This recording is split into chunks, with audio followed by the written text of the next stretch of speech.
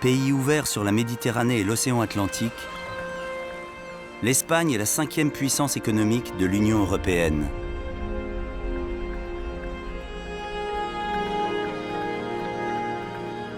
Pour beaucoup d'Européens, l'Espagne, c'est le pays du soleil et des vacances. Une image qui pourrait nous faire oublier que les Espagnols ont traversé une crise économique, sociale et institutionnelle qui a ébranlé le pays jusqu'à menacer la cohésion de ses territoires.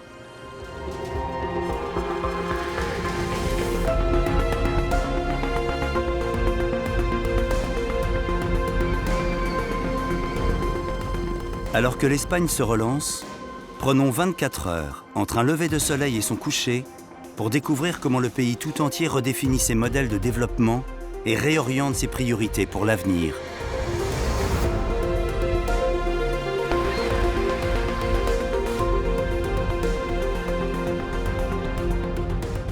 Au moment où le soleil se lève sur l'Europe, la péninsule ibérique est encore plongée dans l'obscurité, à l'extrémité ouest du continent.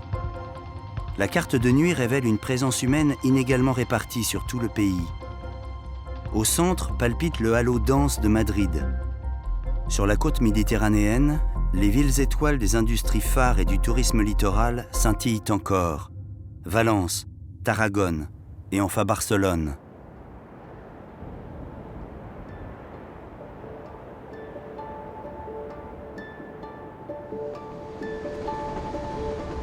Il est 6 heures et le train à grande vitesse de l'Alta Velocidad Española traverse le paysage endormi de la Sierra Morena.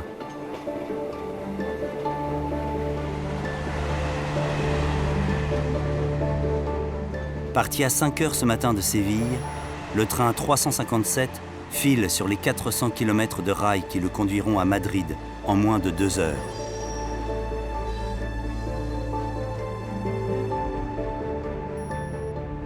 Au même moment, sur la Costa Blanca, dans la ville de Benidorm, les premiers transats s'alignent sur la plage. Berceau du tourisme balnéaire, elle se prépare à recevoir, comme chaque jour, un demi-million de personnes. « 600 km plus à l'ouest, près de la ville de Cordoue, les rayons du soleil ne vont pas tarder à toucher les 3000 miroirs de Gemma Solar. Une centrale solaire unique au monde. Les techniciens de nuit font leur dernière inspection avant la mise en route des générateurs. Il est 7 heures et le soleil se lève en Espagne. 900 km au nord-est, au cœur de la Navarre, Sant Fermín, la feria de Pamplune, a commencé depuis 2 jours. C'est le plus grand rassemblement humain après le carnaval de Rio et l'Oktoberfest de Munich.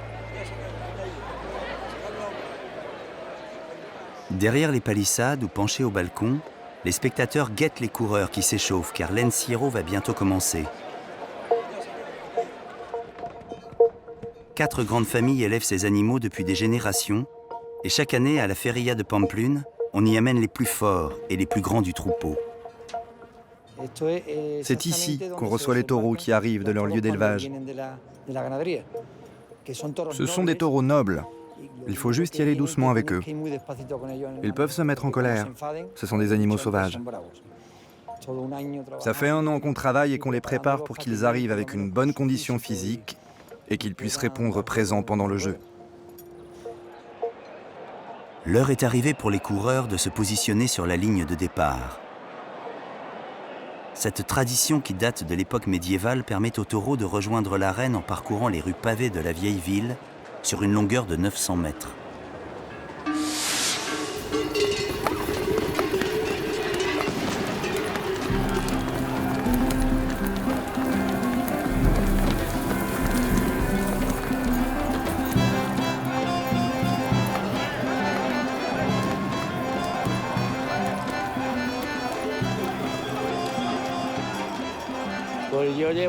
Ça fait 45 ans que je cours ici à Pamplune. Le plus important dans un lâcher de taureau, c'est de savoir ce que tu fais et puis y aller.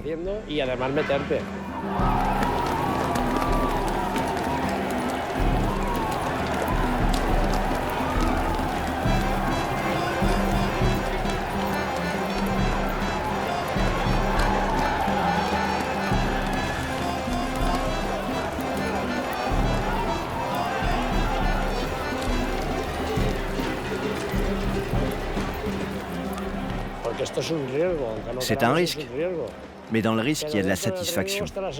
La satisfaction que tu as d'être avec un animal sauvage, d'être devant lui, de savoir que le danger existe parce que le taureau peut te tuer.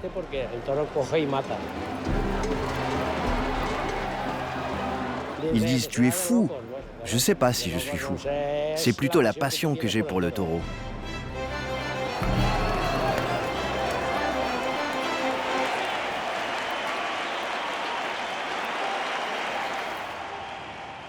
La Navarre est l'une des 17 communautés autonomes que compte l'Espagne.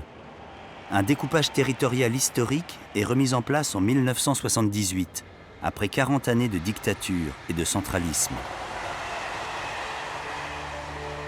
Le train AVE 357 continue son voyage vers Madrid. Le réseau ferré à grande vitesse traverse cette diversité régionale en assurant les communications entre les principaux centres du territoire. Vus du ciel, ces kilomètres de rails qui serpentent dans le paysage nous rappellent que l'Espagne a créé ses infrastructures ferroviaires dans le deuxième pays le plus montagneux d'Europe, après la Suisse. Pour renforcer le pouvoir central de Madrid, les premiers gouvernements démocratiques ont lancé la construction d'un réseau ferré à haute vitesse de plus de 3000 km. Ce tracé radial couvre aujourd'hui les principaux axes du territoire, faisant de l'Espagne le deuxième pays au monde de la grande vitesse, derrière la Chine, mais largement devant la France.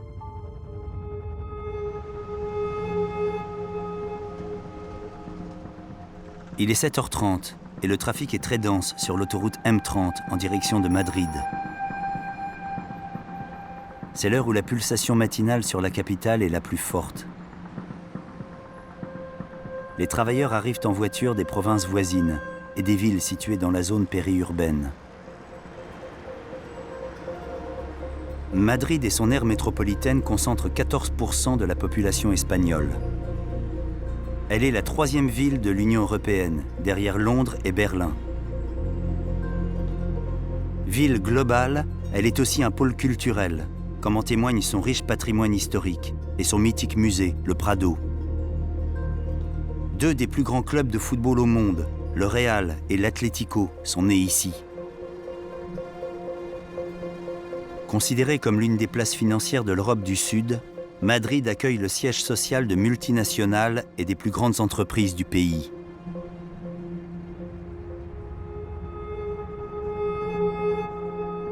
Dans le quartier des affaires, les tours modernes des banques espagnoles côtoient le Palacio de Oriente, l'un des plus grands palais royaux du monde.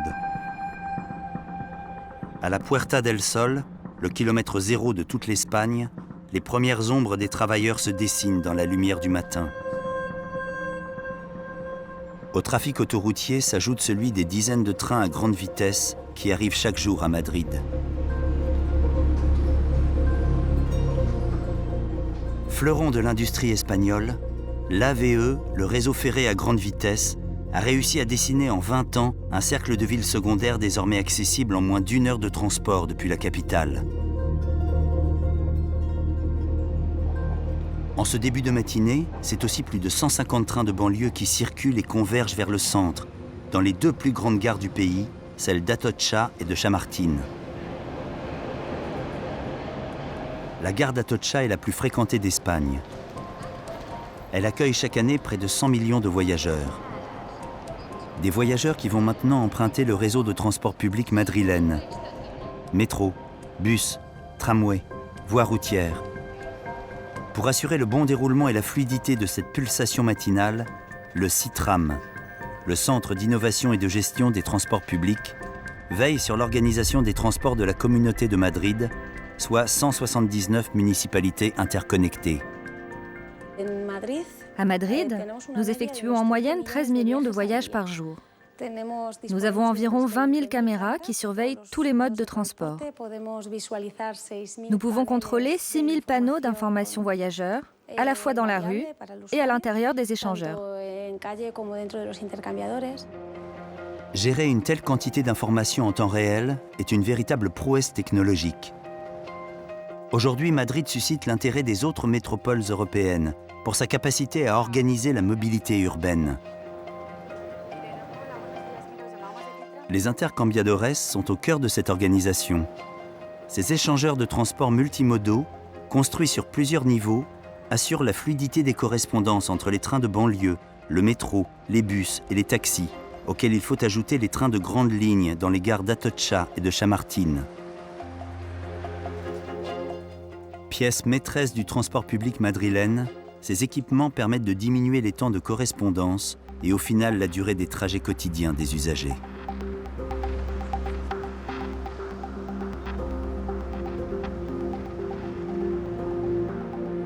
Il est 8 heures. Le trafic aérien est également très dense à l'aéroport de Madrid.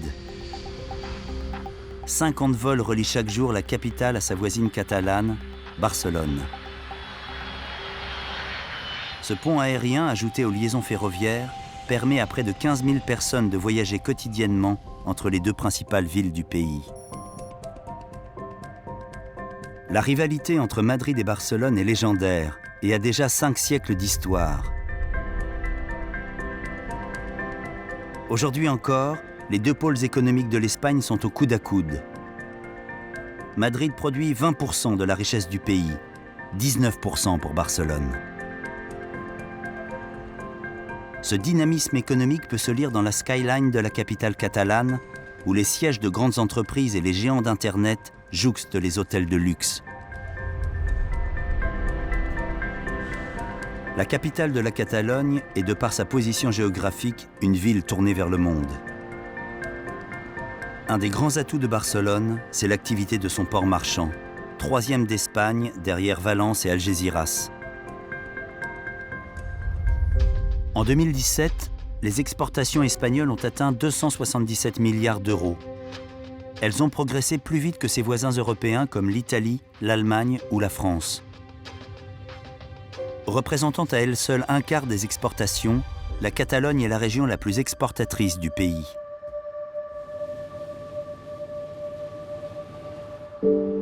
Le port est également devenu le point de départ et d'arrivée de croisières en Méditerranée. Il est le premier port de croisière d'Europe. Grâce aux aménagements exceptionnels mis en œuvre, plus de 1500 navires viennent s'amarrer chaque année au cœur de la cité catalane.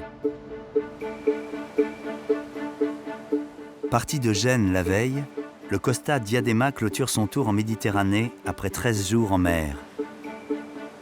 306 mètres de long, 150 000 tonnes, 5000 passagers et un équipage de 1200 personnes. Il est à l'image de ces nouveaux géants des mers qui révèlent un secteur en plein essor. En moins de 10 ans, le volume des croisiéristes a augmenté de plus de 30%. Aujourd'hui, les navires sont suivis par satellite, 24 heures sur 24.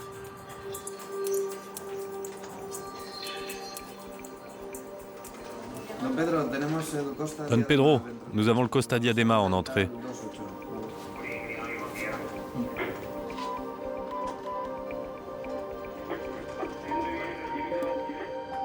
Les infrastructures modernes et le travail de précision des équipes du port de Barcelone permettent chaque matin de faire accoster 5 navires de croisière au pied des Ramblas.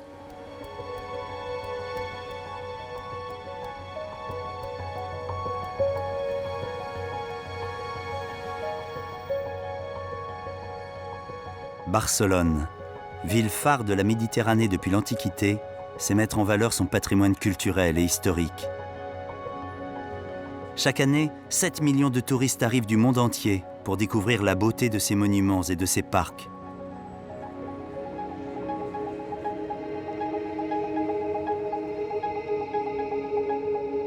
L'architecte Antoni Gaudí a marqué de façon durable la ville de Barcelone. La Sagrada Familia, toujours en construction depuis 1882, est l'un des monuments le plus visités d'Espagne. Ces édifices emblématiques du modernisme catalan sont venus casser la rigueur géométrique d'un plan créé 50 ans plus tôt. Première ville industrielle au début du XIXe siècle, Barcelone a connu de nombreux bouleversements pour étendre son territoire et son activité économique au-delà de ses remparts médiévaux. Vu du ciel, on prend la mesure de la rationalité du plan d'urbanisme d'Ildefonso Cerda, dessiné en 1856. Cet ingénieur pense la ville comme le point de connexion entre les routes terrestres et maritimes et dessine un quadrillage traversé par des grands axes qui convergent vers le port. Manel Guardia y Bassols est historien de l'architecture. Il nous explique les raisons de cette transformation. Au milieu du 19e siècle, la ville de Barcelone a connu des changements et un nouveau projet de ville qui sont liés à quelques phénomènes fondamentaux.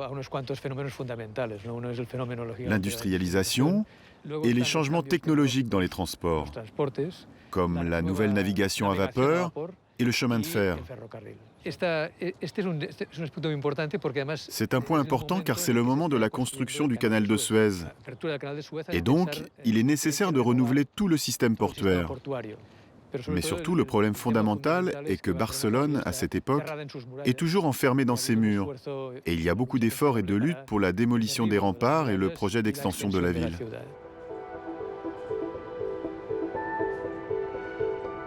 À la fin de la dictature franquiste, Barcelone aménage une partie de son littoral pour développer l'industrie. La grave crise économique des années 1970 va freiner cet élan. Vers la fin des années 80, la ville s'attaque à sa dernière grande révolution urbaine, accueillir les Jeux Olympiques de 1992. Les grands noms de l'architecture moderne sont choisis pour créer le quartier du Port Olympique et aménager l'avenue du Littoral, la promenade qui longe la mer. Au pied de la tour Mapfre et de l'hôtel Arts s'élance le Poisson d'or de Franck Gehry, qui deviendra l'emblème des Jeux Olympiques. Cette transformation a lieu en parallèle de la croissance du tourisme à Barcelone. Ce qui est en réalité un grand succès va finir par être quelque chose qui déborde et qui commence à créer des tensions de type social dans beaucoup de quartiers.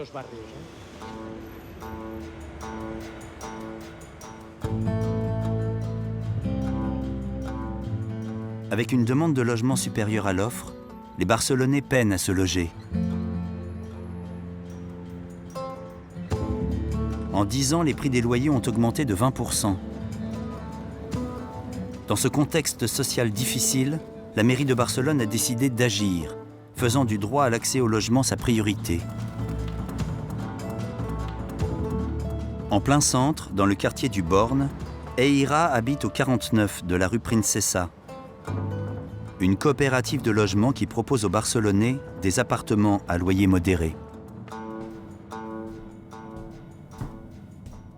Je crois que c'est très symbolique que ce lieu soit le premier bâtiment de cohabitation à Barcelone. C'est le quartier où tous les problèmes de tourisme ont commencé, la gentrification. Les touristes sont de plus en plus nombreux et ça provoque la hausse des loyers, ce qui a fait sortir beaucoup d'appartements du marché. Il y a eu beaucoup d'investissements venus de l'étranger. Ils ont acheté beaucoup d'appartements avec de l'argent que les personnes d'ici n'ont pas. J'appartiens à la génération des mileuristes. Avec un salaire de 1 000 €, c'était presque impossible de vivre seul à Barcelone.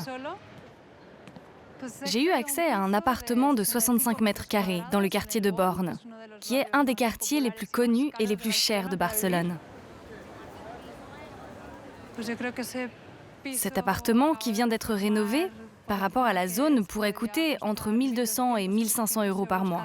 Et nous, on va payer 600 €.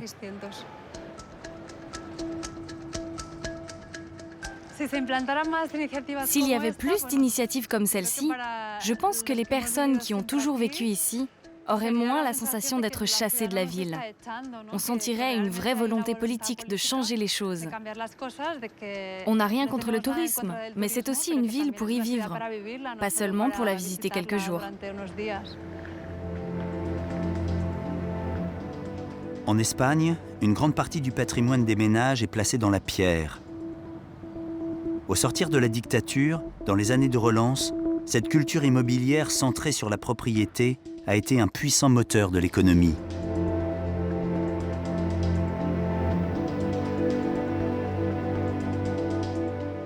C'est au début des années 2000 que la spéculation foncière a atteint son paroxysme.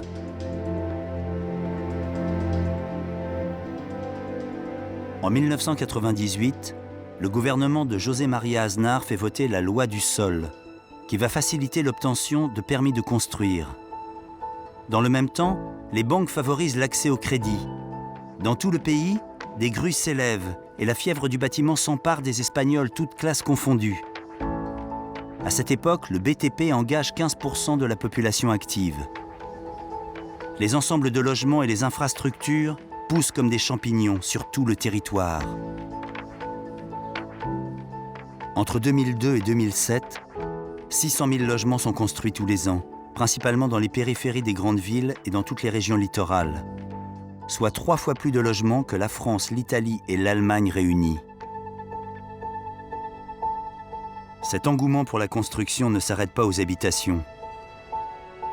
Les villes des différentes communautés autonomes se dotent de musées, de cités des arts, de stades et d'aéroports. Mais la crise mondiale va faire perdre leur emploi à 2 millions d'Espagnols en 2009. En 3 ans, le taux de chômage va passer de 17% à près de 25%. Les Espagnols n'arrivent plus à rembourser les crédits. Le marché de l'immobilier s'effondre. Cette fièvre immobilière non maîtrisée dessine aujourd'hui une carte de terrain et de logements vides. On estime qu'il y a environ 1,4 million de logements inoccupés sur l'ensemble du territoire espagnol.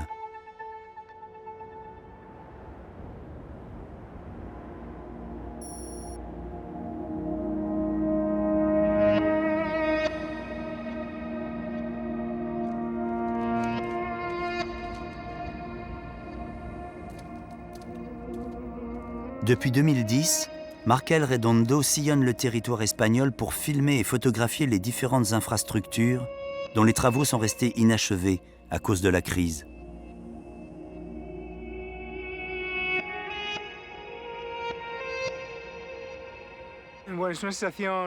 Quand je me promène dans ces villes fantômes, j'ai toujours le sentiment d'être le dernier homme sur Terre.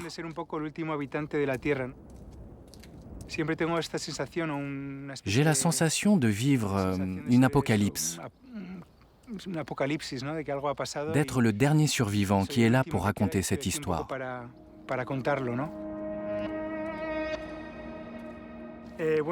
Là maintenant, nous sommes à Otura, à Grenade. Derrière moi, on peut apercevoir Las Alondras, une zone résidentielle composée de 50 maisons, qui sont abandonnées depuis environ 10 à 11 ans.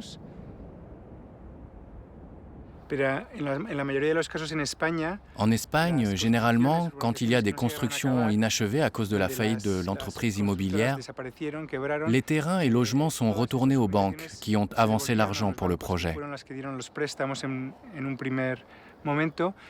Les banques n'ont pas intérêt à achever ou recommencer les travaux car ça leur reviendrait trop cher.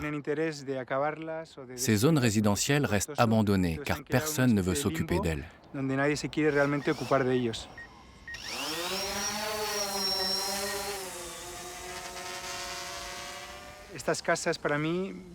Pour moi, ces maisons représentent des châteaux de sable qui un jour ou l'autre vont finir par disparaître, avalés par la nature.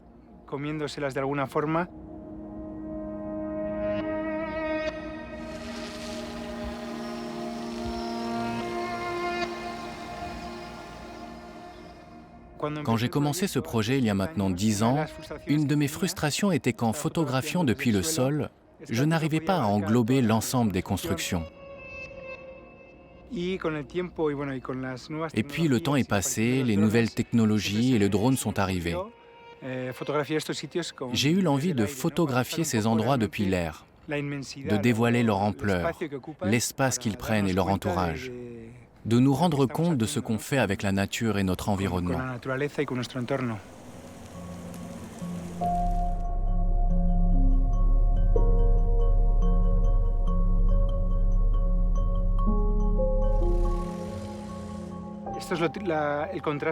Voilà le contraste qui existe en Espagne.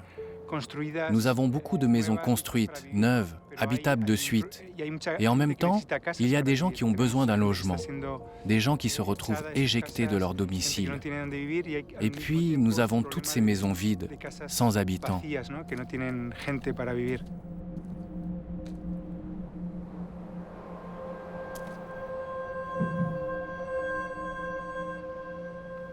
Un peu comme un archéologue, je collecte des traces afin de les garder pour les générations à venir.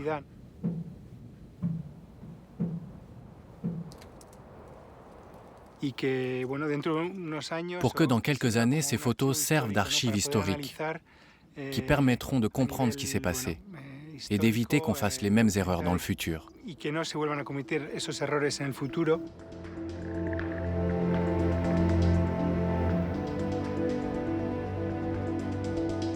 En Espagne, comme figées dans le temps, les empreintes de la crise subsistent encore sur le territoire.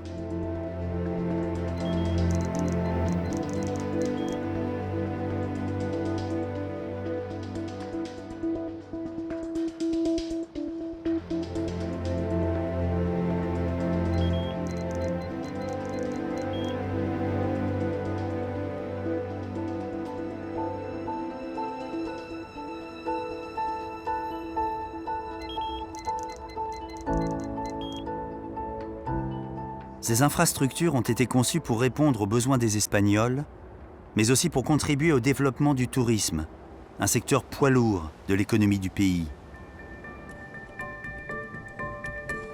Un des atouts majeurs de l'Espagne, c'est son littoral baigné de soleil 300 jours par an. Ses côtes, souvent nommées par les couleurs que l'on voit depuis le ciel, s'étendent sur plus de 2500 km. Costa Verde, Costa Dorada, Costa Blanca. Au nord de Barcelone, la Costa Brava, connue pour ses villages en bord de mer comme Cadaqués et ses maisons blanches où Salvador Dali a vécu de nombreuses années.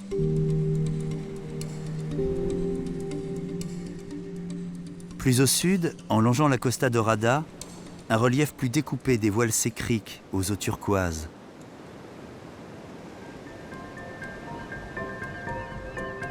Mais c'est sur la Costa Blanca que le triptyque Soleil, Playa, Fiesta est devenu une réalité qui a permis à l'Espagne d'intégrer le club des grandes nations du tourisme mondial. Un secteur qui représente 11% du PIB espagnol.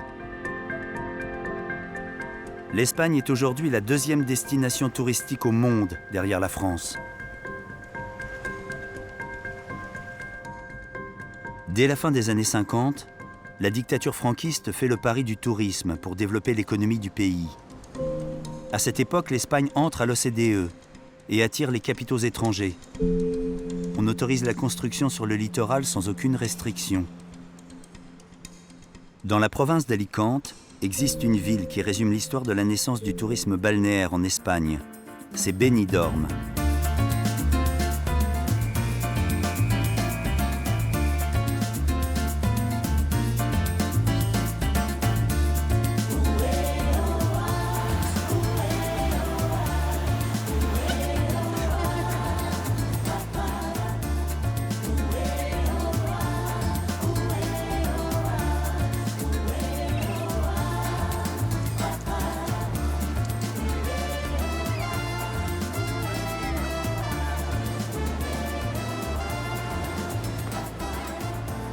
Vue du ciel, Benidorm est une ville hors norme, comme si Rio de Janeiro et New York avaient fusionné sur les rives de la Méditerranée.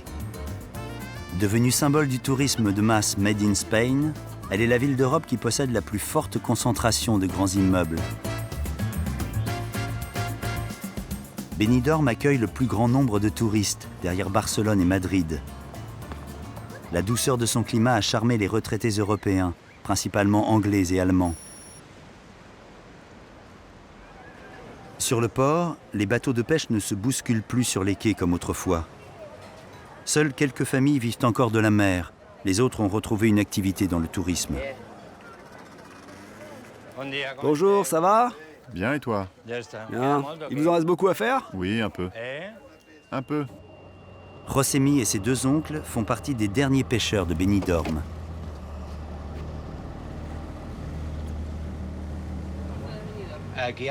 Actuellement, au port de Benidorm, il y a seulement 2 petits bateaux de pêche. Nous vendons à des restaurants, aux magasins. S'il y a des touristes dans un restaurant, il y a du travail. S'il y a des touristes dans un magasin, il y a des ventes. Ils vont à la poissonnerie et achètent du poisson. C'est une chaîne. Voir mes oncles ici dans le bateau, ça me rappelle que c'est une tradition familiale. Parfois, ils m'aident. Je suis fier de pouvoir leur offrir ça. Si je n'étais pas là, ils ne pourraient plus en profiter. Ah, ça a beaucoup changé. En 63, c'était déjà Benidorm, tel qu'on la connaît. Oh, ça commençait à grandir. Ça commençait déjà à grandir. On voyait déjà que ça allait être une grande ville. Je me souviens des pesetas qu'on nous donnait pour emmener les gens sur l'île pour faire de la plongée. Nous étions des enfants et nous les emmenions à la rame.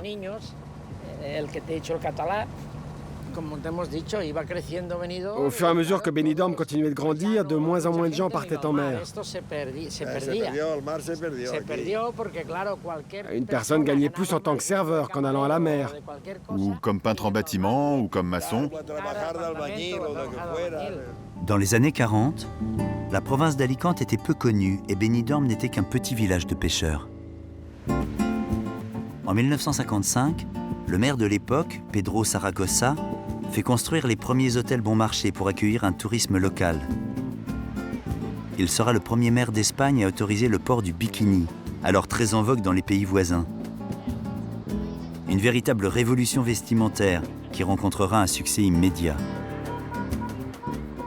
À partir de 1963, pour accueillir un tourisme populaire et massif, une nouvelle réglementation permet de construire sans limite de hauteur. Une verticalité voulue et pensée pour optimiser la surface de terrain constructible en bord de mer et multiplier l'offre hôtelière. D'ailleurs, par rapport au bikini, il y a une bonne anecdote. À l'époque, les curés ne permettaient pas que les filles se promènent en bikini. Alors le maire, Don Pedro Saragossa, est allé voir l'évêque.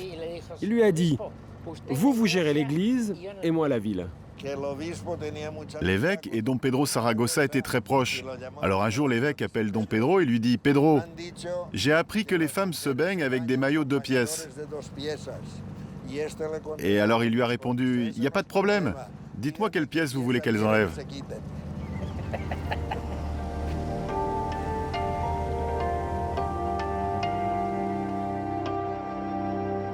Dans les années 90, en pleine relance de son économie, l'Espagne va connaître une nouvelle forme d'urbanisation liée au tourisme sur toute la côte méditerranéenne.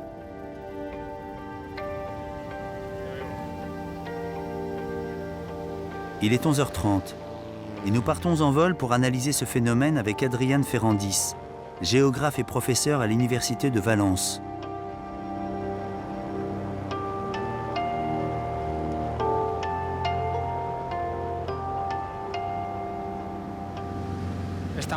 Nous sommes dans le canton de la Marina, l'un des sites touristiques les plus importants. Voici Dénia. Dénia est une référence parce que c'est un modèle du tourisme résidentiel. Le tourisme résidentiel est l'une des activités les plus importantes liées à la transformation du territoire. Au niveau économique, il y a un développement très important du pôle de la construction qui, à court terme, a de la rentabilité et crée des postes de travail. Mais une fois construites, 30-50 ans passent jusqu'à ce que ces maisons aient besoin d'être rénovées. Donc c'est difficile de créer à nouveau de l'emploi et de l'économie.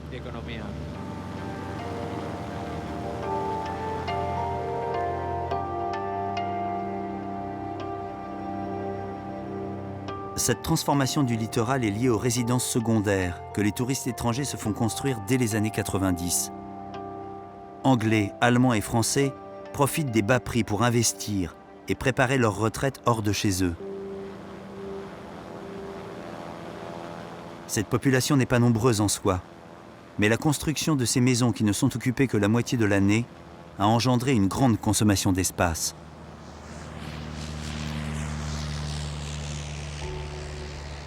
Face à ces excès, la province d'Alicante propose aujourd'hui de faire découvrir aux touristes l'intérieur de ces terres. Un tourisme qui se réinvente et devient plus responsable. Nous sommes à seulement 20 km de la côte de Dénia. Cette proximité est donc fondamentale et permet d'avoir 2 activités complémentaires. La vallée de Gallinera est une petite région, une commune et une vallée composée de 7 hameaux, 7 lieux d'habitation.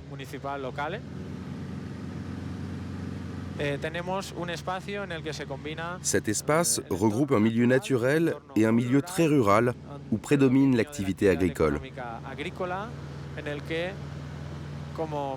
En opposition au modèle du tourisme balnéaire, nous avons ici des gîtes ruraux de petite taille où l'on privilégie la qualité.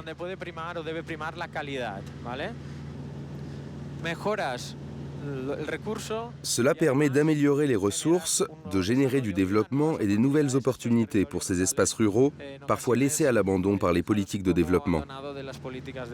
Il convient ainsi, à l'avenir, de miser sur l'intérieur des terres, sur l'espace rural, en gérant et en minimisant l'impact environnemental.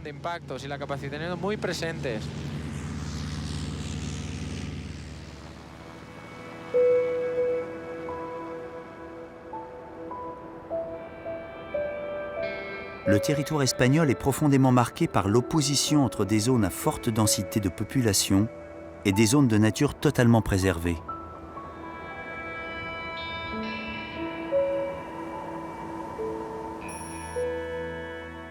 À 130 km au nord-est de Benidorm, dans l'archipel des Baléares, l'île d'Ibiza accueille chaque année près de 2 millions de touristes qui la transforment en piste de danse. Pourtant, à seulement quelques kilomètres des discothèques, se cache un paysage naturel singulier. Le parc de Ses Salines est depuis 25 ans une zone protégée. Un territoire qui s'étend des anciens marais salants d'Ibiza jusqu'à l'île voisine, Formentera. Le parc abrite une réserve naturelle essentiellement marine et des zones de nidification pour les oiseaux migrateurs.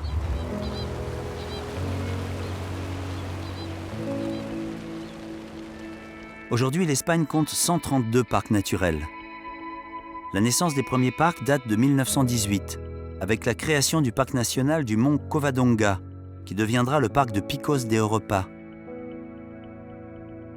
À partir des années 80, 48 réserves de biosphère reconnues par l'UNESCO deviennent des zones de conservation de la biodiversité.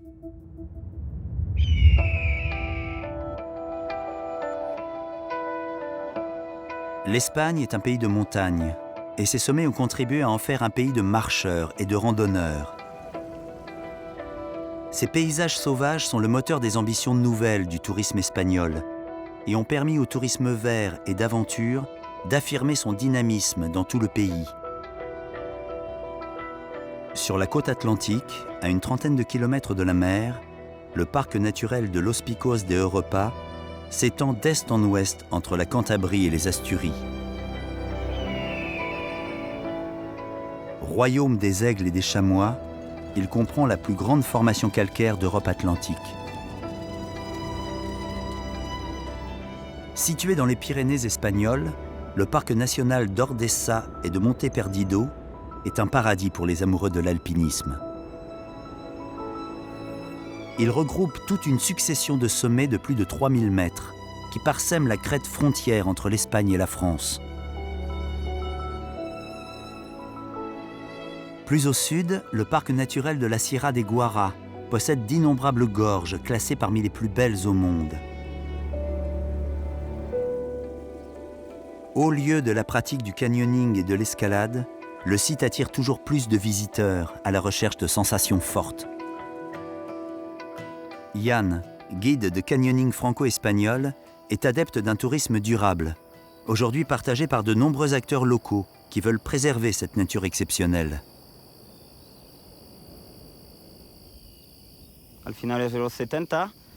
À la fin des années 70, les Espagnols découvrent une nouvelle manière de se divertir pendant leurs vacances. Autre que la plage, autre que la sieste, pour ne pas rentrer dans les stéréotypes. Ils ont découvert le tourisme vert, le tourisme d'aventure. Ici, il y avait plusieurs possibilités. L'escalade, la randonnée, le canyoning. C'était une région en cours de désertification. Le tourisme d'aventure a créé le besoin de loger les touristes.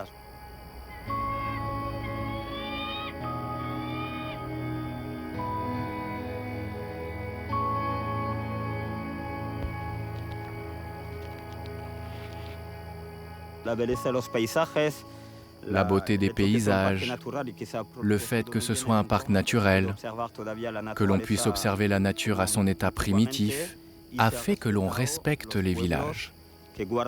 Ils ont pu conserver leur aspect originel, car on ne pouvait pas construire en dehors des zones déjà construites. Tout cela a maintenu le caractère sauvage de cette partie de l'Espagne.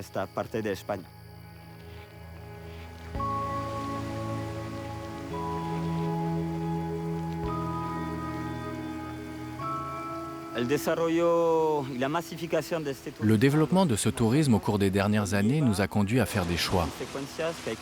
En prenant en compte les intérêts économiques des acteurs de la région, ainsi que la nature dont notre activité dépend.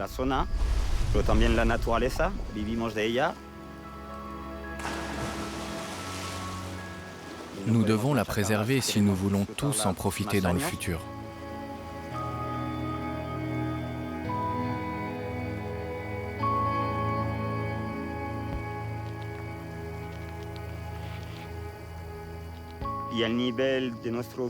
Au niveau de notre métier, nous essayons d'apprendre et d'enseigner le comportement écologique. On n'utilise pas de bouteilles en plastique, on ne met pas de crème solaire avant de rentrer dans une eau qui n'est pas polluée, on observe les animaux sans les toucher. L'idée pour les groupes, c'est qu'ils vivent le maximum de choses et qu'ils aient envie de revenir souvent. Sur tout le territoire, d'autres formes de tourisme continuent d'attirer de nombreux visiteurs. L'Espagne est un grand livre d'histoire à ciel ouvert. Le tourisme culturel offre ses voyages dans le temps et puise son inspiration dans un patrimoine historique d'une valeur inestimable. Le théâtre de Mérida, un des ensembles archéologiques le plus complet et le mieux conservé d'Espagne, témoigne du génie architectural de la civilisation romaine. L'aqueduc de Ségovie, imposant vestige datant du IIe siècle, dévoile sa splendeur sur 800 mètres de long. La ville de Grenade, dernière capitale du royaume d'Al-Andalus, et son palais des Mille et une nuits, l'Alhambra, rappellent la richesse de l'héritage culturel arabo-andalou.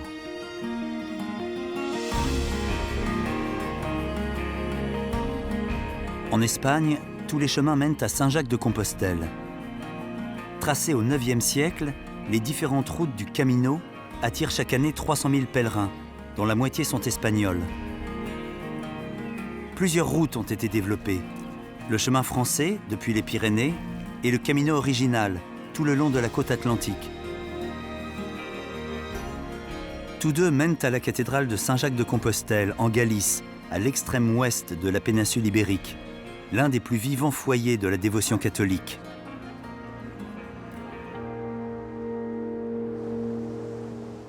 Si le tourisme a permis à l'Espagne de s'ouvrir au monde et de renforcer son économie au fil des dernières décennies, il y a un autre secteur dont l'Espagne est devenue leader en Europe. C'est celui de la pêche. Non loin de la cathédrale de Saint-Jacques-de-Compostelle, la ville de Vigo est le moteur de la Galice. Située au bord de l'océan Atlantique, elle diversifie ses activités afin de s'adapter à un marché en pleine expansion. Vigo est le premier port de pêche d'Espagne, un des rares pays en Europe dont les captures n'ont pas reculé ces dernières années. L'Espagne détient 20% de la flotte communautaire et est garante de 22% des emplois de ce secteur.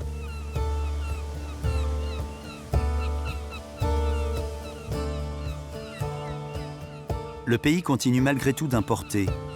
Les Espagnols consomment 2 fois plus de poissons que la moyenne mondiale. Face aux multitudes d'espèces venues d'Asie et bon marché, l'activité halieutique espagnole s'adapte, cherche un second souffle et transforme aussi le paysage.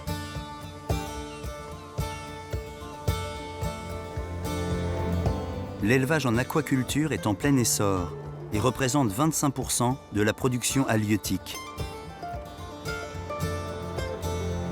Dans la baie de Vigo, la conchiliculture est à l'honneur. Des champs entiers de bathéas, ces plateformes en bois où sont élevés les mollusques, rappellent que l'Espagne est le 2e producteur de moules du monde derrière la Chine. Au sein de cette activité, des femmes ont repris en main une pêche traditionnelle. Elles sont 400 travailleuses indépendantes, regroupées au sein de plusieurs coopératives et forment une communauté très solidaire qui a su faire de cette pratique son image de marque, la Galicia Calidad. Maria José dirige la coopérative de Cambados depuis 10 ans. Elle partage le quotidien de ces femmes pêcheuses et gère le bon fonctionnement de cette activité hyper réglementée. Il est 12 heures et la marée est basse dans la baie de Cambados. Sur la plage, un groupe de femmes se prépare à remplir leurs paniers de coques et de précieuses palourdes. Ici, en Galice, on les appelle les mariscadoras.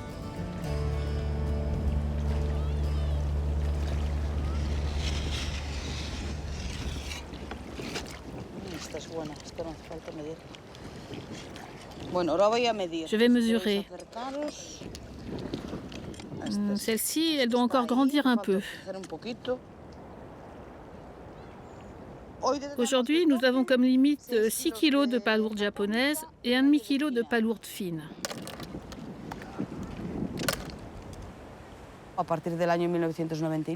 Depuis 1999, le groupe de pêcheuses est né. Tout ce que nous récoltons est contrôlé, pesé, la taille est vérifiée et on ne peut pas dépasser la limite fixée pour ce jour-là. La limite de récolte dépend du prix du jour précédent à la criée et de la quantité de ressources que l'on a à la plage.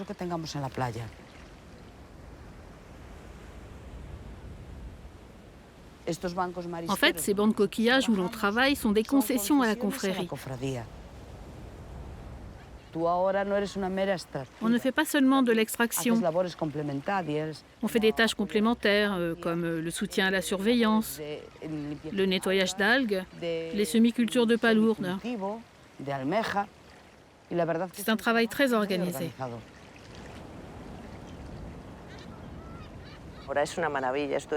En ce moment, c'est merveilleux. C'est un plaisir de travailler comme ça. Mais en hiver, c'est vraiment dur.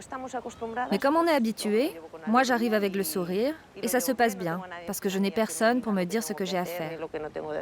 Si j'ai envie de chanter une chanson, je chante. Si j'ai envie de raconter une blague à ma collègue, je le fais. Par contre, je dois aussi travailler parce que sinon, je ne ramène rien à la maison. Si on a un peu de coquillage en plus et qu'on voit qu'une collègue n'en a pas assez, on lui dit « prends ce que tu veux ». Nous sommes solidaires entre nous.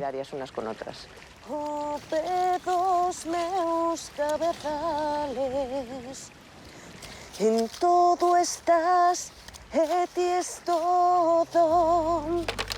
En mí, ti te mostras.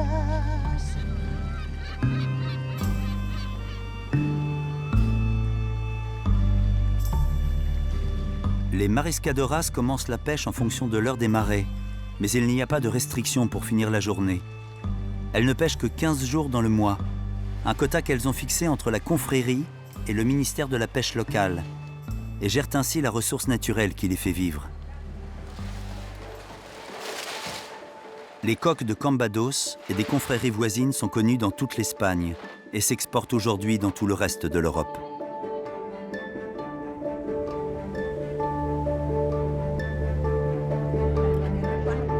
Il est 14 heures. Après 2 heures de collecte, les mariscadoras sont rentrés de la plage. À Pampelune, l'heure est à la fête. Les kilikis défilent, accompagnés de joueurs de cornemuse, dans les rues de la vieille ville. Passer un jour en Espagne, c'est aussi vivre à l'heure espagnole. Le pays connaît un véritable arrêt entre 14h et 16h, pour un long déjeuner qui crée un décalage par rapport aux autres pays européens. Depuis 1942, l'Espagne vit à l'heure de l'Allemagne, alors que son fuseau horaire est aligné sur celui du Royaume-Uni. Une décision prise par Franco pendant la Seconde Guerre mondiale. Aujourd'hui, vivre à sa vraie heure solaire, comme le Portugal, permettrait une épargne énergétique d'environ 300 millions d'euros par an. En ce début d'après-midi, tous les ventilateurs et les climatisations du pays tournent à plein régime. La croissance économique de l'Espagne a été fulgurante dans les années 2000, augmentant sa dépendance énergétique et donc ses importations. En 2015, elle continue d'importer près des 2/3 de son énergie. La totalité de l'énergie consommée est principalement d'origine fossile, à 73%, répartie entre le pétrole, le gaz et le charbon, et 27% d'énergie décarbonée, répartie entre l'énergie nucléaire et les énergies renouvelables. L'Afrique du Nord est un gros exportateur de gaz dans toute l'Europe. À Almeria, le gigantesque gazoduc sous-marin Medgaz connecte l'Espagne à l'Algérie. 60% du gaz naturel est destiné au marché espagnol et le reste est exporté dans d'autres pays européens. L'Espagne compte 8 réacteurs nucléaires. En 1984, le gouvernement entérine la sortie du nucléaire. En 2011, un mois avant les événements de Fukushima, les dirigeants décident de prolonger l'activité des centrales d'une dizaine d'années. Le contexte économique difficile dans lequel se trouve le pays à cette époque le contraint à revenir sur sa décision. Aujourd'hui, pour garantir ses besoins en électricité, l'Espagne multiplie des accords d'échange avec ses voisins européens, comme la France et le Portugal.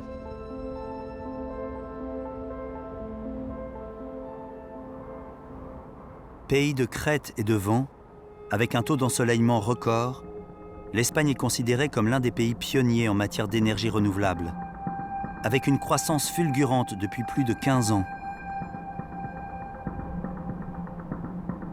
L'éolien et le solaire produisent au total 35% de l'électricité du pays.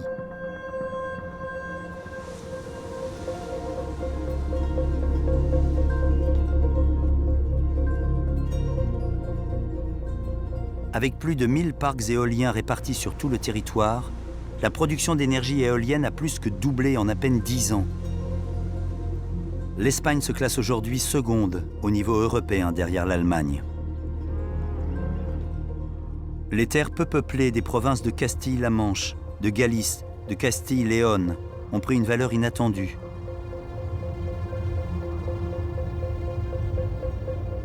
À 150 km au nord-est de Madrid, le champ éolien de Maranchón s'étend sur 14 km.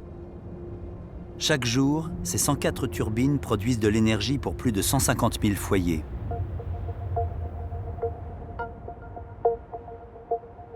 Le temps d'ensoleillement annuel est un autre atout de l'Espagne. L'exploitation de l'énergie solaire a connu un développement impressionnant, passant d'une contribution dérisoire de 30 GWh en 2002 à 10 000 GWh en 2012, soit un taux de croissance de 80%. Ces dernières années, lassés de payer des factures d'électricité exorbitantes, les Espagnols se sont tournés vers les énergies solaires pour équiper leurs maisons ou leurs entreprises, en Andalousie, en Navarre, en Catalogne. En réaction, les grandes entreprises d'électricité, inquiètes du manque à gagner, ont fait pression sur le gouvernement pour instaurer une taxe sur le soleil, qui fait payer l'autoproduction d'énergie. Face à ces décisions politiques et pour contourner ces taxes qu'ils considèrent injustes, un groupe d'hommes et une poignée d'étudiants ont créé en 2010 Som Energia, Nous sommes l'énergie, la première coopérative espagnole d'énergie renouvelable.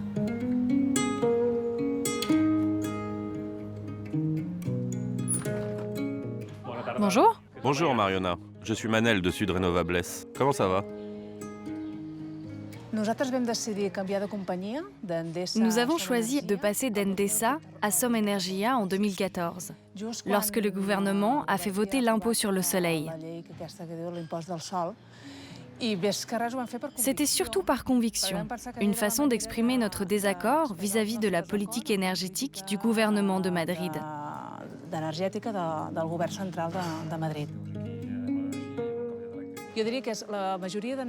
En Espagne, la plupart de l'énergie vient du nucléaire et nous devons même en importer. Or, cela est très incongru. Pourquoi faire venir de l'énergie d'ailleurs, de sources dangereuses, alors que le soleil ici est resplendissant?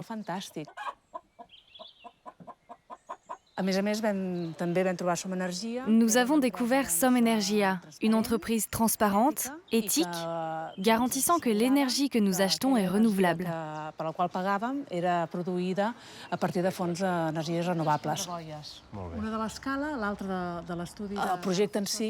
Le projet de Som Energia est clé en main. Ce sera rentable dans quelques années, l'énergie sera moins chère, on n'aura qu'à entretenir les panneaux et l'amortissement sera accéléré par la réduction des impôts locaux.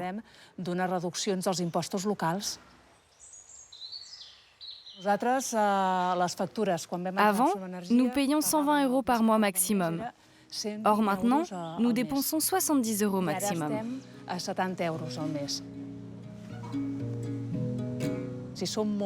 Ici, 115 familles se sont mises d'accord pour acheter ensemble ces installations. Elles réalisent que d'autres modèles sont possibles.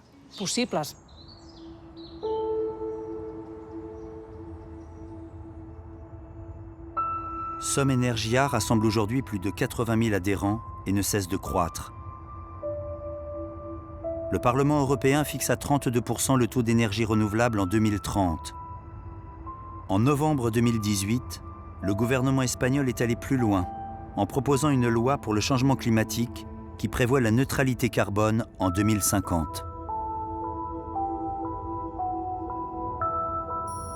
À l'autre bout du pays, à 60 km de Séville, se trouve un autre projet qui développe lui aussi de l'énergie grâce aux rayons du soleil, mais à une toute autre échelle. Il faut survoler cette installation pour en prendre la mesure.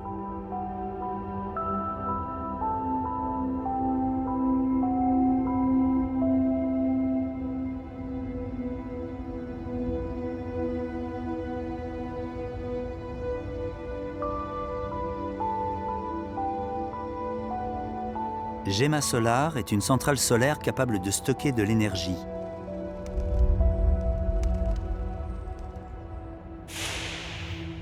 Une première mondiale dans l'histoire des énergies renouvelables. Grâce à ces miroirs, elle peut produire de l'électricité 270 jours par an, c'est-à-dire 2 à 3 fois plus que l'éolien et les autres énergies renouvelables.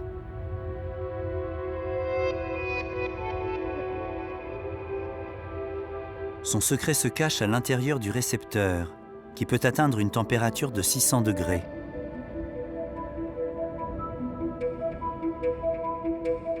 La centrale dessine sur 185 hectares de terre rurale un mandala géant, formé de 2650 miroirs.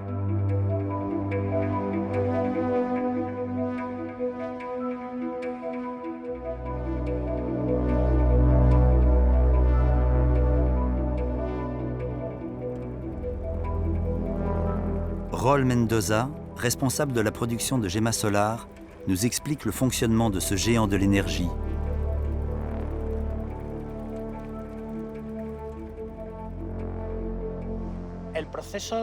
La méthode de production chez nous à Gema Solar est assez simple. Dans le récepteur, nous avons un réservoir de sel fondu. Ces cristaux de sel fondu vont absorber l'énergie solaire accumulée et vont se réchauffer à environ 565 degrés.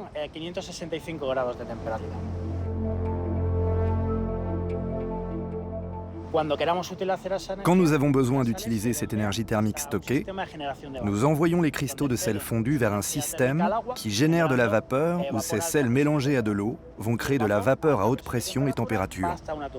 Finalement, cette vapeur fait tourner une turbine qui génère de l'électricité.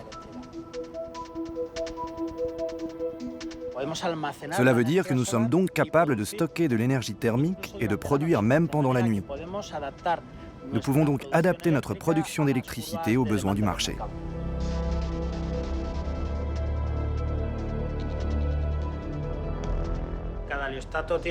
Chaque héliostat a été configuré avec un programme précis qui correspond à son emplacement dans le champ solaire. Ce programme lui permet de suivre la trajectoire du Soleil qui évolue tout au long de l'année. On peut comparer cela avec un tournesol.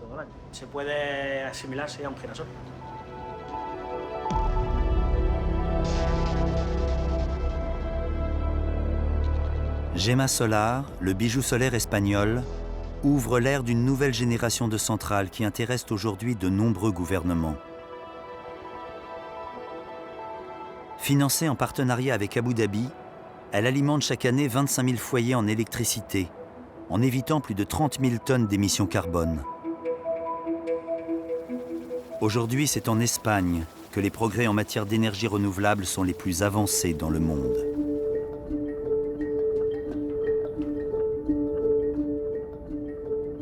Il est 16 heures. C'est à cette heure chaude de la journée que le soleil fait le plus de dégâts dans les régions du sud du pays. L'Espagne est le pays le plus aride d'Europe et le climat méditerranéen qui y règne l'oblige à faire face à des périodes de sécheresse régulières.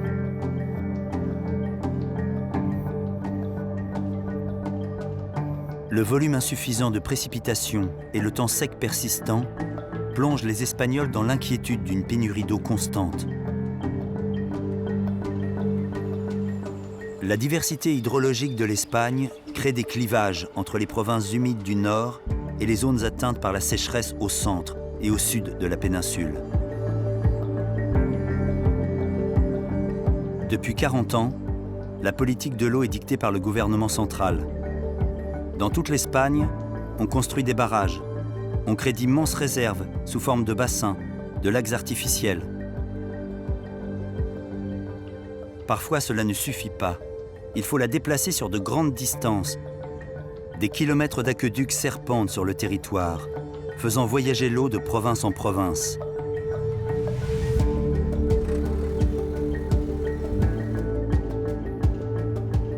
Cette gestion centralisée a donné lieu à une guerre de l'eau sans merci, entre les provinces qui en possèdent et celles qui en manquent.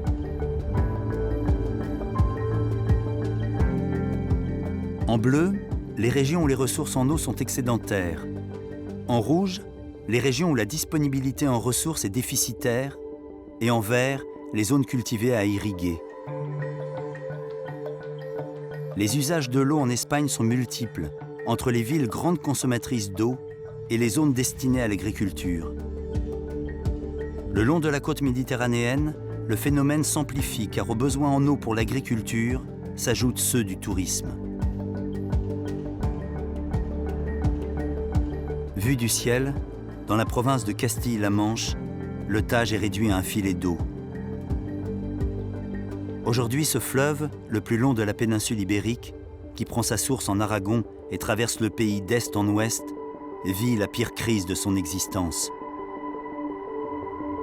Le Tage agonise, épuisé par la sécheresse et les transferts hydrographiques. Naturaliste et porte-parole pour la préservation du Tage, Miguel Ángel Sánchez étudie les bouleversements causés par les transferts d'eau entre les provinces.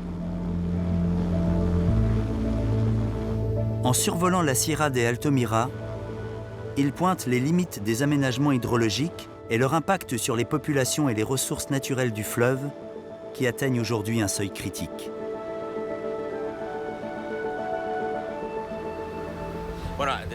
Le Tage a toujours été utilisé pour faire fonctionner les moulins. Tous les champs que nous voyons autour étaient cultivés pour les céréales. La force de l'eau était employée pour moudre les grains dans les moulins installés près des rivières.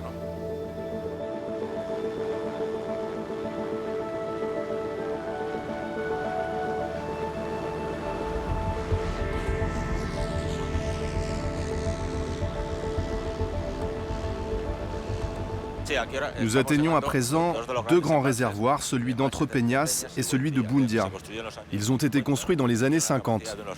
Leur capacité est très importante, environ 1650 hectomètres.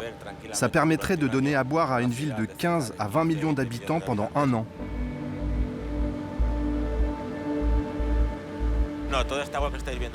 Toute cette eau que vous voyez ici est stockée pour le transfert. C'est-à-dire que seulement 20 à 30% de l'eau va au Tage et 70% au transvasement. Nous utilisons le terme d'hydrocolonie. C'est ce qui cause des problèmes et c'est pour ça que le fleuve est dans cet état.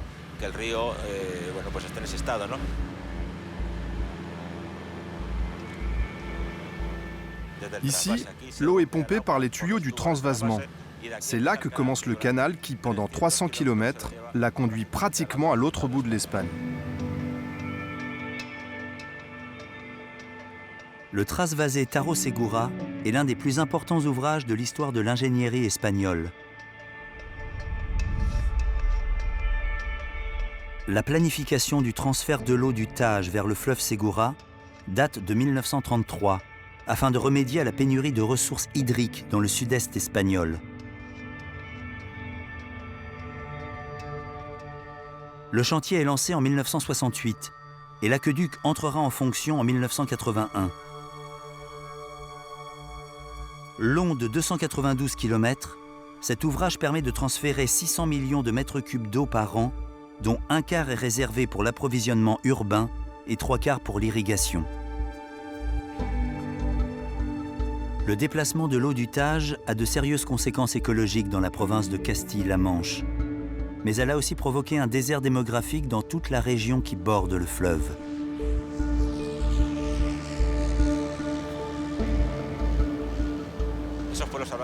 Bientôt, ces villes auront disparu car il ne restera pratiquement plus personne pour les habiter. Parce que depuis Madrid, la priorité est donnée aux grandes villes, aux régions les plus riches au détriment des plus pauvres. Le budget de l'État aux communautés autonomes est attribué en fonction de la population.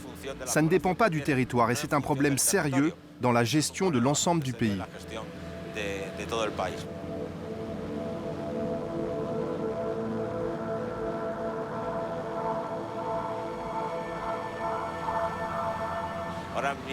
Maintenant, nous allons entrer dans l'une des régions les plus sauvages d'Espagne, le parc naturel de l'Alto Tajo. C'est un parc protégé. Ce sont des milliers d'hectares de nature pratiquement vierge. Ici, nous sommes presque à la naissance du Tage.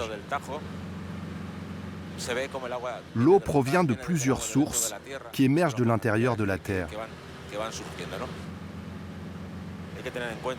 Il faut tenir compte du fait que ces rivières de l'Alto Tajo, le Tage et le Guadiela, ont perdu au cours des 30 dernières années 50% de leur apport.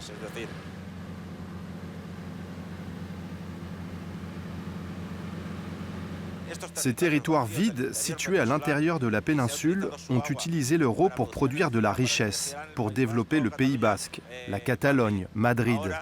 Nous avons maintenant le droit à un répit pour que nos rivières restent en vie et génèrent de la richesse, ce qui nous permettrait de survivre.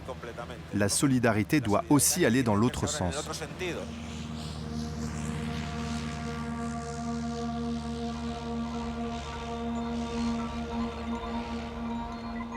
Dans le sud de l'Espagne, il y a des provinces où l'utilisation de l'eau a dépassé les limites de l'entendement.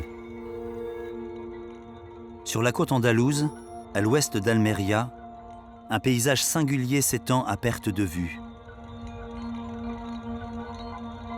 Cette plaine de 40 000 hectares, qui colonise la terre jusqu'à envahir les montagnes, est un ensemble de serres où résonne le goutte à goutte de l'irrigation automatisée. Voici El Herido, capitale européenne de l'agriculture intensive.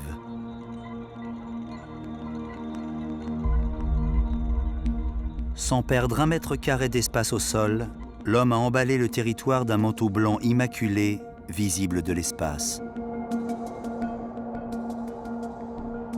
Ici, des milliers de tonnes de légumes et de fruits sont produits chaque jour hors sol et hors saison et finissent dans tous les marchés de France, d'Angleterre et d'Allemagne. Une main-d'œuvre bon marché, du soleil et beaucoup d'eau ont fait de l'Espagne un des leaders de la culture maraîchère en Europe, avec les Pays-Bas et l'Italie. Ce modèle de production intensif a épuisé les nappes phréatiques de la province. Il faut désormais forer jusqu'à 600 mètres de profondeur pour trouver de l'eau. Personne ne sait combien de temps il reste avant que le réseau souterrain fossile disparaisse. Le dessalement de l'eau de mer est devenu l'alternative la plus sérieuse au problème de l'eau douce. L'Espagne est aujourd'hui le premier producteur d'eau dessalée en Europe. Et cette nouvelle technologie a permis aux régions du sud de l'Espagne d'assurer l'avenir de leur production maraîchère. Aujourd'hui, on dénombre 380 usines de dessalement en Espagne, produisant au total 1 800 000 mètres cubes d'eau dessalée par jour, soit l'équivalent de la consommation de 9 millions d'Espagnols. Les répercussions sur les activités industrielles, agricoles, touristiques et domestiques sont de plus en plus importantes. Ces dernières années, le coût de ces techniques a baissé et concurrence les prix de revient des méthodes classiques de pompage. À l'est de la province d'Almeria, dans la communauté autonome de Murcie, une immense plaine de culture s'étend à perte de vue. C'est à cet endroit que l'aqueduc Tajo Segura finit son voyage du nord au sud, en alimentant en eau les nombreux réservoirs répartis sur le territoire. Ici, les exploitations agricoles sont à ciel ouvert et les modes de production ont lieu en pleine terre. Elles font travailler 45 000 personnes et représentent 30% des exportations de fruits et légumes du pays. En Espagne, l'agriculture a largement contribué à l'arrivée de travailleurs étrangers, venus principalement d'Afrique du Nord. Cette main-d'œuvre bon marché continue de soutenir fortement le dynamisme de ce secteur.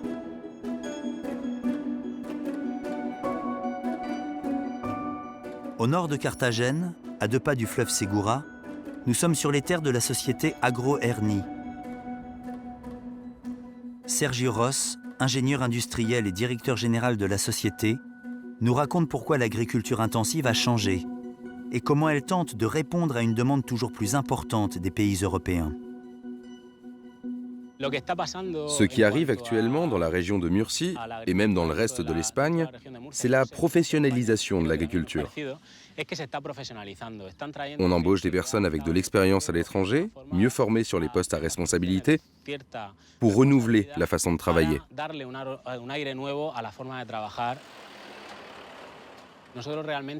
Sur les 2500 hectares que nous avons, seulement 60 d'entre eux sont sous serre.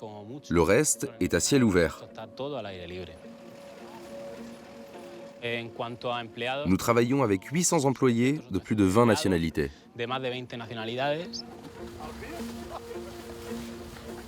C'est un métier dans lequel nous devons bouger énormément, parce que nous avons non seulement des zones de production, mais surtout des moments et des fenêtres de production. J'ai eu la chance de visiter des sites autour du monde, y compris aux États-Unis, et je ne pense pas que nous ayons quoi que ce soit à leur envier. Nous nous portons très bien en Espagne.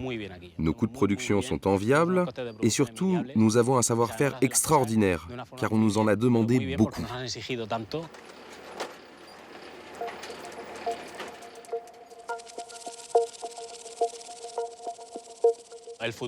L'avenir devrait être un pacte national, un pacte d'État. Comme ça, dans 10 ans, on ne se poserait plus la question parce qu'on aurait toujours de l'eau et tout serait sous contrôle. On aurait différents plans, le plan A, le transvasement, le plan B, les usines de dessalement, et le plan C, qui n'est peut-être pas encore inventé. Selon moi, la clé du futur de l'agriculture dans cette région d'Espagne est que nous soyons capables de proposer des produits toujours impeccables. Si en plus nous arrivons à inclure des éléments de l'industrie 4.0, ce serait merveilleux. Ce à quoi nous aspirons, c'est d'être en mesure de fournir aux clients une application qui leur permette en temps réel de savoir si leur salade est en train de pousser dans le champ et combien de temps il lui faudra pour arriver jusqu'à sa destination finale.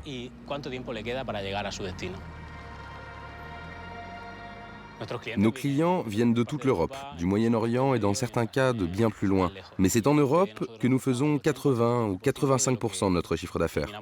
Pour l'Espagne, il ne reste que 15 à 20% de la totalité de notre production.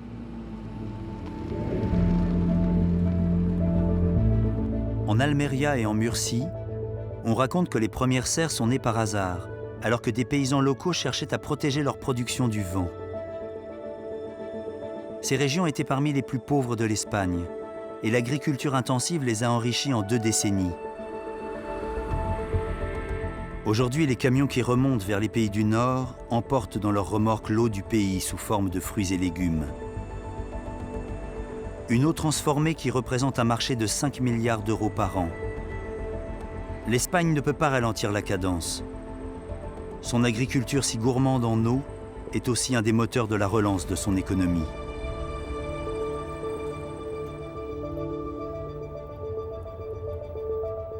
À l'opposé de cette recherche de rentabilité de l'agriculture intensive, le respect de l'environnement et des ressources, combiné à la pratique d'une agriculture traditionnelle et méditerranéenne, sont les valeurs qui animent de nombreux agriculteurs espagnols.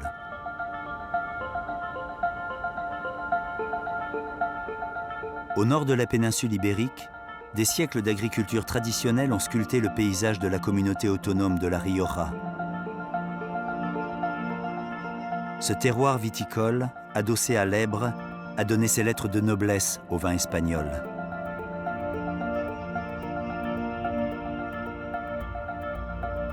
Plus au sud, en Andalousie, l'agriculture méditerranéenne, moins consommatrice d'eau, est de retour. Les champs d'oliviers y sont plantés et exploités depuis des siècles. Mais ces cultures sont aujourd'hui remises au goût du jour, comme les amandiers, dont la superficie augmente chaque année de 1000 hectares. De culture facile et d'entretien limité, les champs d'amandiers consomment très peu d'eau et ont également l'avantage d'offrir une fructification 2 fois par an.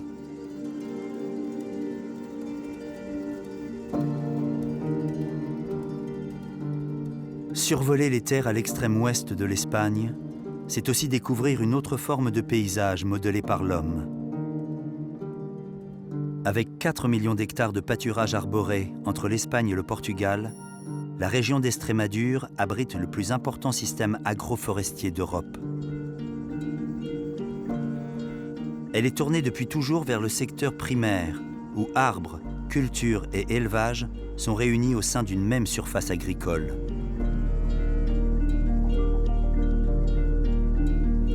Cet immense territoire appelé la DSA en castillan est un domaine foncier municipal géré de manière extensive par les éleveurs. Ces forêts ancestrales de chênes verts et de chênes lièges ont permis à la région de produire une des denrées les plus fameuses d'Espagne, le jambon bellota. Depuis 3 générations, la coopérative Señorío de Montanera élève ses cochons de race ibérique sur plusieurs terrains parsemés dans l'ensemble de la région.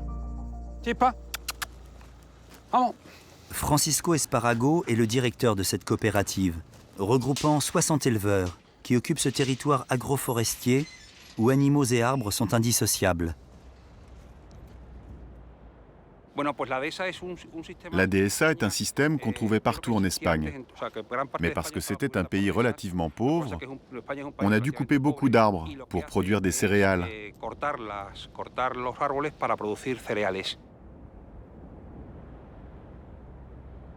Dans cette région, c'est différent parce que c'est une zone montagneuse avec beaucoup de pierres. Et on ne pouvait pas déboiser pour produire des céréales parce qu'ici, on ne produirait presque rien. On est donc resté dans un système forestier qui fait la symbiose entre l'exploitation des arbres comme les chênes lièges et les chênes verts pour le bois de chauffage et le liège, et l'élevage du bétail avec des cochons qui profitent de l'herbe et des glands.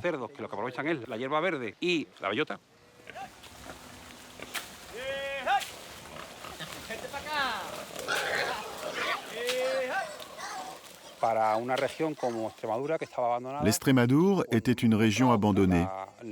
Et quand nous nous sommes rendus compte que le gouvernement européen se préoccupait de la durabilité, du pâturage et du reboisement, cela nous a permis de développer et de mettre en valeur la région à un niveau mondial.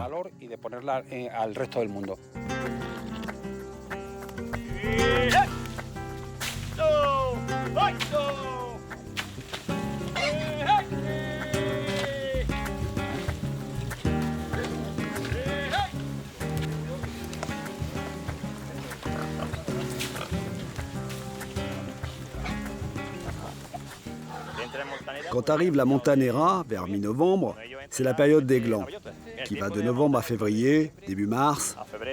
Ça dure 3 ou 4 mois. Ici, nous avons 2 espèces de glands.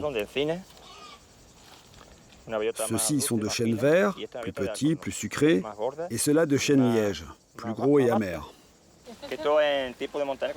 Quand c'est la montanera, il se réveille vers 5 ou 6 heures du matin et vers 10 heures, il se couche pour la sieste jusqu'à 13 ou 14 heures. Ensuite, il se relève et recommence à manger sans arrêt des glands et de l'herbe et il se gave. Et à 22 heures, ils vont dormir. Et à 6 heures du matin, ça recommence.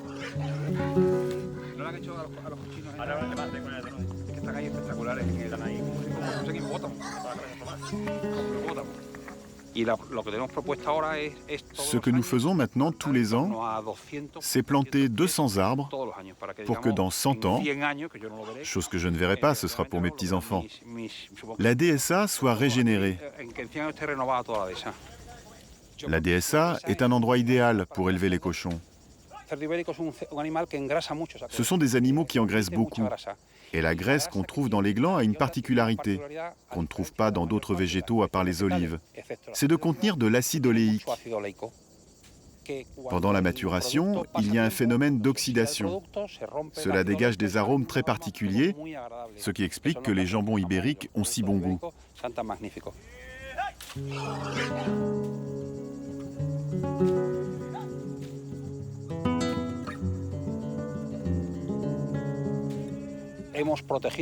Nous avons protégé le cochon ibérique par une norme de qualité dans toute l'Espagne. Et maintenant, près de 50% de la production est vendue à l'étranger.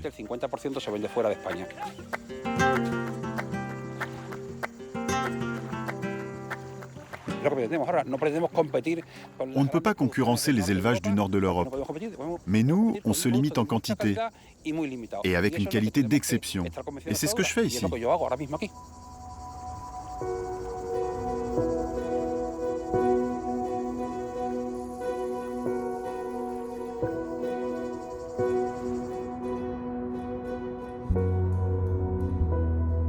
La fin de journée approche. Au cœur du pays, le pouls de la capitale espagnole commence à ralentir. À Madrid, c'est l'heure pour la culture d'entrer en scène. Depuis le début des années 2000, la ville a revitalisé son tissu urbain. Madrid-Rio est l'emblème de cette politique qui crée des passerelles entre la vie culturelle et ses habitants. Cette grande voie verte de 430 hectares longe le fleuve Manzanares et recouvre le périphérique M30. Elle est devenue un vaste espace ludique qui relie la ville historique et les quartiers populaires. Madrid, navire amiral de la culture, a gagné sa place dans la carte des capitales de la création contemporaine. Ces grands musées nationaux comme le Prado ou le Reina Sofia côtoient des centres dédiés à la nouvelle création, dont la mairie impulse le renouveau. Matadero Madrid, ancien abattoir, est devenu il y a 10 ans un grand espace ouvert au public qui accueille des artistes de tous âges et horizons. Autre lieu symbolique de la culture dans la ville, le centre Condé Duque, ancienne caserne de Madrid, est dirigé par un jeune couple de programmateurs revenus récemment au pays. Isla Aguilar incarne l'esprit de ces jeunes Espagnols passés par la case expatriés. C'est un bâtiment qui nous a révélé plein de secrets, que nous avons dû redécouvrir quand nous sommes arrivés. Puis il y a ces murs de forteresse, de casernes, qu'il a fallu ouvrir métaphoriquement et réellement aux Madrilènes pour en faire un lieu très humain, plus convivial, à échelle humaine.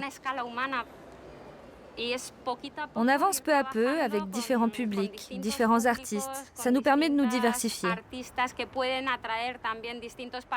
Ce qui me semble primordial, c'est de ne pas rester sur un seul axe, mais essayer de créer une diversité pour tous les goûts.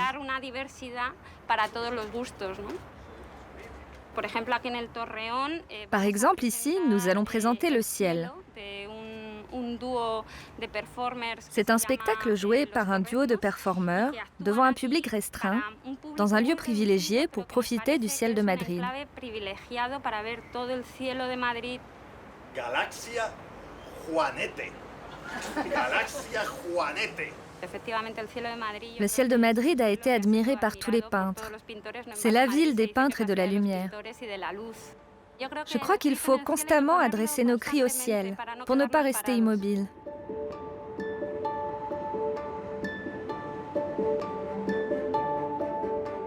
Il est 21 h.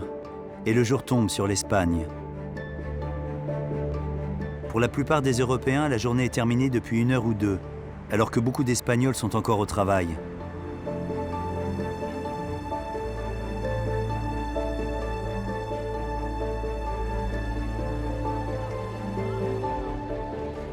À Pamplune, les festivités continuent sur la grande place.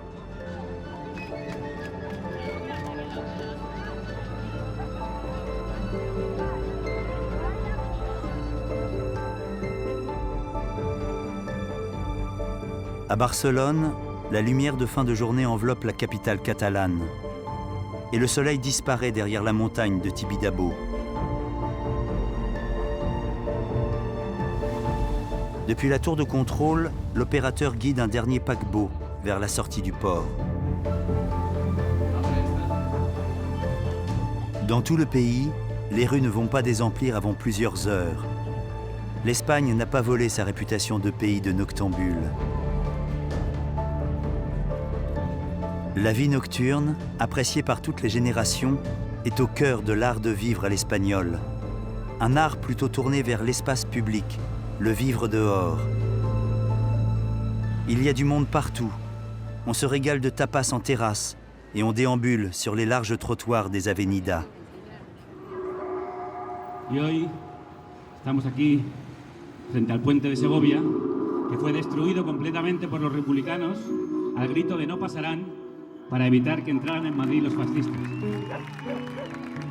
Ce soir à Madrid, le festival Los Veranos de la Villa a pris position dans les Jardines Barros, près du pont de Ségovie. Javier Gallego, animateur d'une radio libre madrilène, déclame sa poésie, accompagné du groupe de rock barcelonais Seward.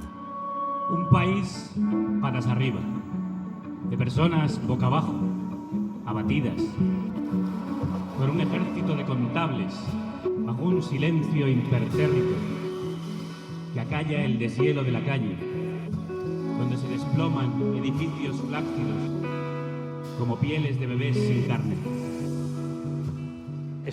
Madrid est une ville où tout se passe dans la rue. On passe son temps dans la rue. La chaleur du public, c'est quelque chose de particulier.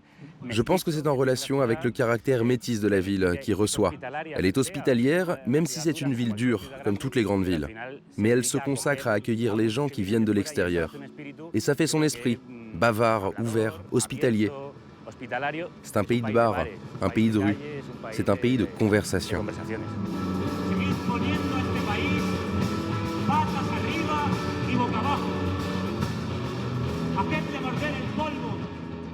Madrid est une ville très politique. Il y a toujours eu des idées qui circulent, de la confrontation, des débats qui ont toujours été très intéressants. Il y a eu de grands mouvements sociaux, comme les Indignés, qui est le plus récent en ce qui concerne Madrid. Il s'est mobilisé ici en premier, et après il s'est étendu à tout le pays. Et maintenant, c'est le féminisme en Espagne qui reprend le devant de la scène européenne. Je pense que le mouvement du 8 mars a été une référence pour le reste du monde.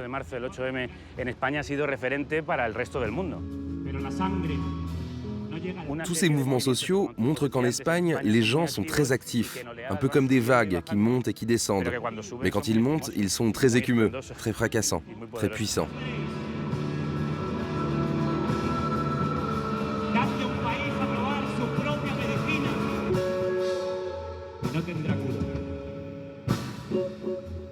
Dadle castigo y no tendrá piedad.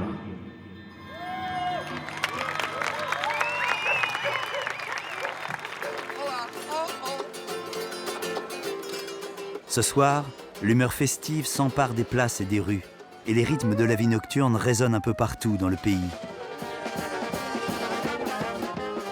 La crise sociale et économique de ces 10 dernières années a fortement remis en cause l'avenir du pays, et les Espagnols se sont levés.